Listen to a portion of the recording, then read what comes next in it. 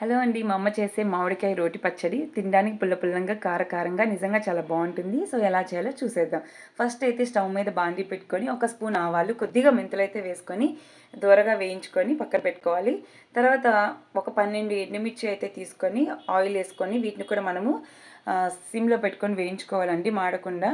So ఎండుమిర్చి అనేది మనం తినే కారానికి తగ్గట్టు వేయించుకోవచ్చు. అలానే మామిడికాయ సైజుని బట్టి మేము తీసుకుంది మీడియం సైజ్ కాబట్టి మేమైతే 12 వేసుకున్నాం. కారం ఎక్కువ తినేవాళ్ళు ఇంకా ఎక్కువ వేసుకోవచ్చు, తక్కువ తినేవాళ్ళు తక్కువ వేసుకోవచ్చు. సో ఈ వేయించుకున్న ఆవాలు మెంతుల్ని కూడా రోట్లో వేసుకొని మెత్తగా పొడి చేసుకోవాలి ఇలాగా. తర్వాత మెంతులు ఎక్కువ వేసుకోవద్దండి, చేదు వస్తుంది. అందుకని ఒక స్పూన్ ఆవాలు, కొద్దిగా మెంతులు వేసుకోండి. అలానే నెక్స్ట్ ఎండుమిర్చి, వేయించుకున్న ఎండుమిర్చి, ఉప్పు కూడా వేసుకొని దీన్ని కూడా మనము మెత్తగా రుబ్బుకోవాలండి. మెత్తగా రుబ్బుకున్న తర్వాత ఒక మీడియం సైజ్ మామిడికాయని తొక్కు తీసి మనము చిన్న చిన్న ముక్కలుగా కోసుకొని మనం ఇందులో వేసుకొని దంచుకోవాలి. మరీ మెత్తగా పేస్ట్లా దంచకుండా, మరి మిక్సీలో వేసుకున్న ఈ పచ్చడి టేస్ట్ ఉండదండి. ఇలా రోట్లో కచ్చాపచ్చాగా దంచితేనే బాగుంటుంది. ఎందుకంటే ఈ ముక్కలు అనేవి మనం అన్నం తింటున్నప్పుడు తగలాలన్నమాట, అప్పుడే బాగుంటుంది.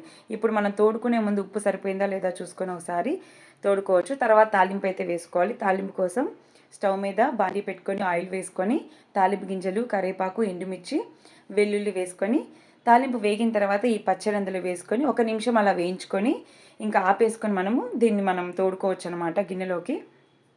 నిజంగా ఈ పచ్చడి ఇష్టం అండి. రోటి పచ్చడి బాగుంటుంది, ఊరగాయ పచ్చడి కూడా బాగుంటుంది. కానీ ఇది కూడా మీరు ఒకసారి ట్రై చేసి చూడండి, చాలా బాగుంటుంది. వేడివేడి అన్నంలోకి ఇలా మనకి మ్యాంగోస్ ఇప్పుడే దొరుకుతాయి కాబట్టి మనము ట్రై చేసి చూడండి.